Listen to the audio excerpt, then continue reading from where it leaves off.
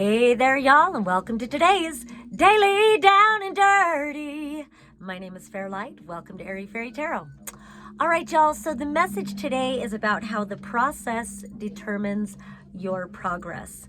So we start out with 3 cups cards. So it really feels like the process is about your emotional well-being and maybe the emotional process you may find yourself in. Here we are in between eclipses. We've got Mercury retrograde. Mars was just conjunct Saturn. Venus was just conjunct Neptune. We're in a fucking process. And all of that emotional trauma is wanting to come to the surface. So work with the process. So we start out with the 6 of Cups reversed and this King of Cups reversed. And this so much speaks to that wounded inner child. And I will say that Chiron, the wounded healer, is also mixed into the energy of all this eclipse and everything.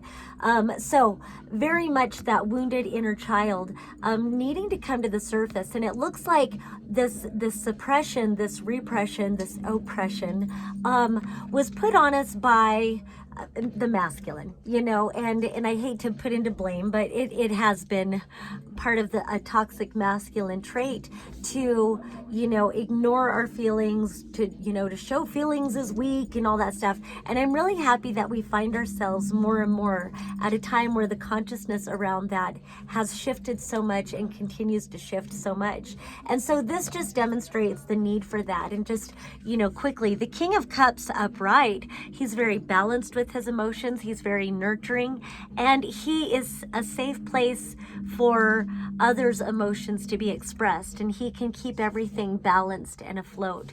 But when it's reversed like this, there's a lot of suppression going on, denying our emotions, even emotional manipulation, although I usually kind of associate that more with the Queen energy, but it definitely can be that.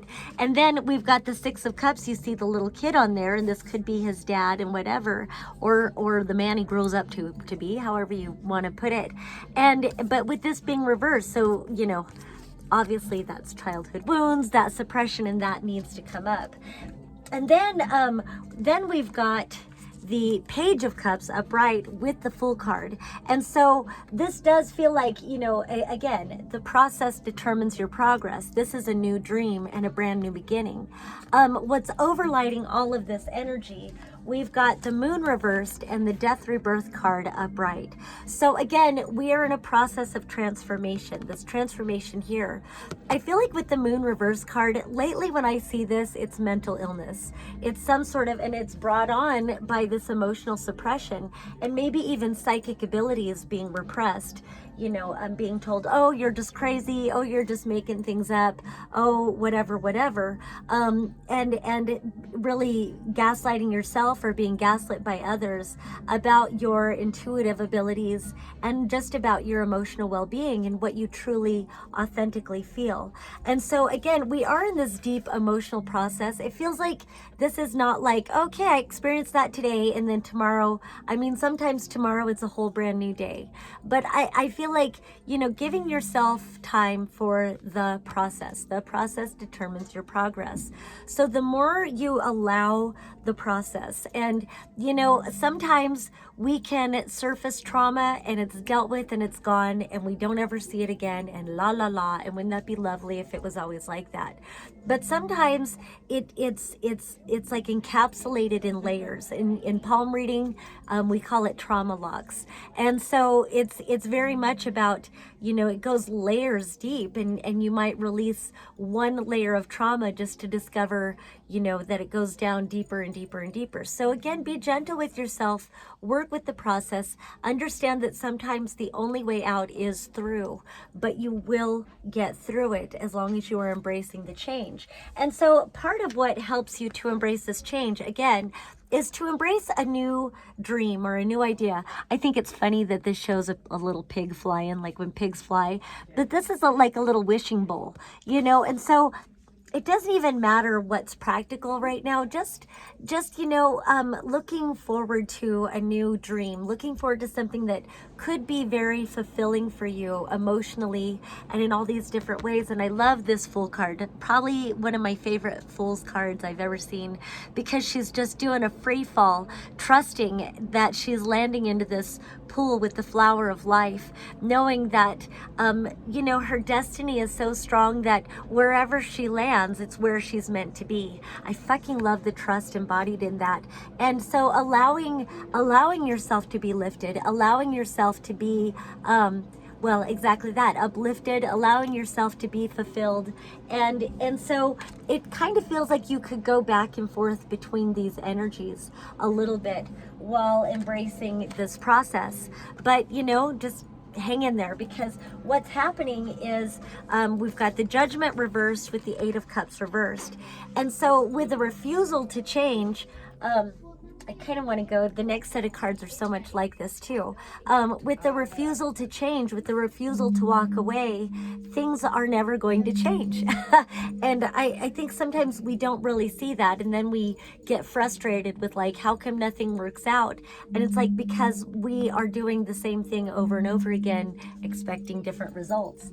And what's the definition of insanity, right? So embracing change, embracing the process. And it does feel like you're going to have to, and what's cute, I think, is that here we've got that bowl where the dream's flying out, where pigs fly. We've got the same bowl, or maybe a different one, but it's the burning bowl now. And this is taking all those things, all those repressed memories, repressed emotions, repressed, beliefs about our worthiness and all these different things, and people. Toxic people, toxic thoughts, toxic whatever, patterns, and writing them down and putting them in that burning bowl and walking the fuck away. And when you do, then you ascend to a different level. Then you attune, you level up, you attune to a higher vibrational frequency. You lift yourself up and you set yourself free. And so it looks like, that is part of this goal. And so while all of these are reversed, it does kind of feel like as you embrace this transformative energy of death and rebirth and recognize what needs to be walked away from. And then also this is about self-reflection and reflecting on those fragmented parts of ourselves that we've cast into the shadows, that every time they show themselves, we automatically deny that aspect of ourselves, or we automatically reject or criticize or punish that part of ourselves. But if we can, again, and I've said this before, if we can bring a cognizance to what we're criticizing, to what we're denying, to what we're rejecting, and acknowledge this is a piece of you, and this is a piece of you that's asking for love, that's asking to be seen, that's asking to be reflected upon. And when you do that, and you get to know that part of yourself, then there comes this healing, then there comes this integration of that fragmented piece back into your wholeness.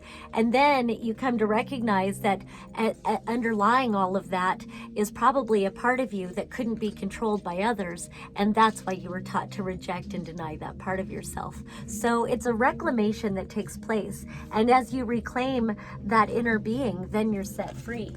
And then finally we come to the Magician reversed and the Eight of Pentacles. And really it's just like, what are you working towards? It feels like as you reclaim these missing pieces of yourself, you may discover that you're toiling away, but you're creating against yourself.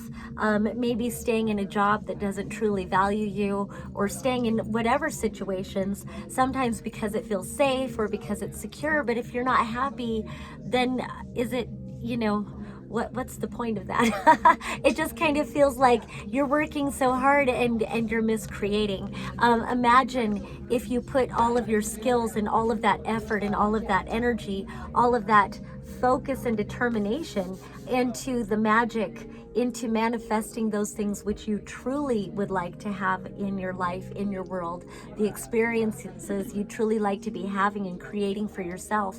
And that's really what it's about. What are you creating for yourself? If you believe that there's safety in creating on behalf of somebody else all the time, and thinking you're just a background character in somebody else's movie, you can do that, but you can also decide to put all of that effort and energy investment into yourself, planting seeds to root and anchor realities in your life that really truly reflect what you value and what you want most. All right, that's all I have for today. Peace and love until next time.